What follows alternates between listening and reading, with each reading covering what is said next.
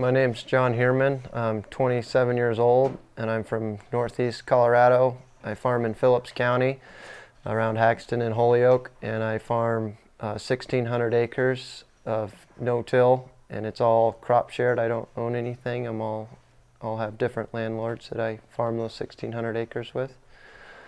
I've been farming since I grew up on this farm with my dad, and I've been farming with my dad, and then the past 5 years I've been farming on my own. And our farming operation used to be conventional tillage and summer fallow, but over the past 3 to 5 years we've transitioned to not only no-till, but no-till and diverse cover crops, and continually having something growing in the soil year-round. I try to focus on the soil aspect of it. As they're the landowners, I try to showcase that by improving their soil and improving the land that they own, that I'm putting money in their pocket essentially by increasing the value of their land. And I kind of have to go about it different depending on which landlord I have, because I have some landlords that grew up on the farm and we're in this conventional tillage system, summer fallow wheat system, so I kind of have to go about them a little different and approach them a little different, and kind of, I'm not putting them down for what they did in the past. That's just what they knew. So I'm trying just to educate them as well, and I give them a little bit of stuff to read here and then that kind of showcases the general aspect. I'm kind of still in the transitioning phase, and I've had some setbacks and things that haven't gone my way, but I think in the next 2 to 3 to 5 years that the landlords will really start to see a change. And before, the landlords were also only seeing a crop once every 2 years, whereas this continuous system, they're getting a crop off all their acres every year, so they're seeing a bump in income as well. And some of my other landlords that are off the farm and never were on the farm are really open to the idea, and I do the same thing, just educate them and give them little burps on what I'm doing and why it's important. And all the stuff I farm is from, some of it transitioned from my father, who was the tenant for those landlords, and some of the other stuff I just picked up through word of mouth.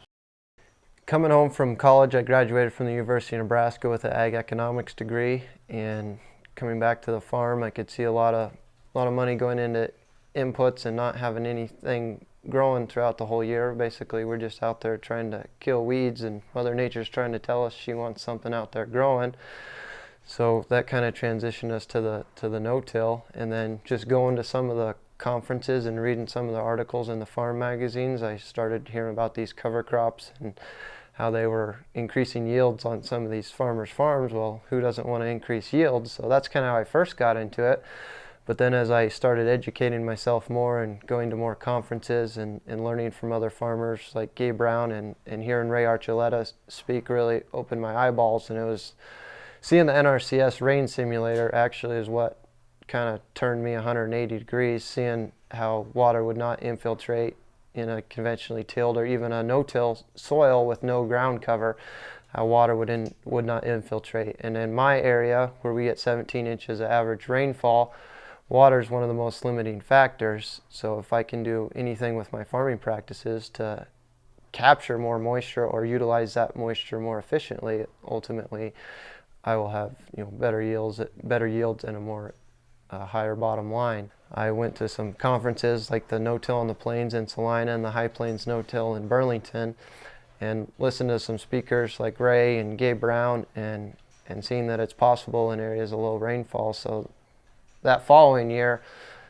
any acre that was open and available to receive a cover crop got a diverse cover crop planted on it. So I went from 20 acres to 1,600 acres essentially in one growing season, just because I educated myself enough and I saw the end results, and I knew I had to do these steps to get there. So like following wheat harvest, every acre got planted with the diverse cover crop. And then this past, and I also widened my crop rotations instead of just growing wheat. When I first came back, I thought I needed to get bigger and bigger. That was the only way I could be a viable producer, is I needed more acres. Well, I've totally changed that opinion, and I think it has totally more to do with utilizing what you have more efficiently. If I'm inefficiently utilizing it, yeah, I need a bunch of acres because it's not working efficiently. But if I can intensely manage what I've got now and start reducing my input costs and start turning my dirt back into soil, I think I can, me and for other generations or people that want to come back, they can do a lot more with a lot less acres. You know, it's everyone's kind of skeptical when you first start, or you throw out these your crazy ideas, but I try and show them other people have made it work. And then, you know, I took him to some of the conferences I went to, and just hearing those people speak, he said, you know, yeah, it makes sense. And you can just driving by the fields, you can start to see things change. And once you get on this path of thinking, you start looking at the fields differently, and you start, you know, analyzing why is that happening there, and you can kind of relate it back to what you've learned about soil biology and diverse cover crops. So you can kind of start to see things starting to change, or you can see things that haven't changed, and you see why it's still doing that. I think we just need to look at the soil as a living ecosystem instead of as a growing medium. It's full of bacteria, protozoa, nematodes, microarthropods, and fungus, and we need to feed it. Every farm producer that's farming has livestock. It's just some of us might not have 4 legs. Some of us have livestock underground. And if you're out there and you're not growing anything on your fields, you're not feeding your livestock essentially. And we also need to be feeding our livestock a diverse diet. So that's where cover crops come into play.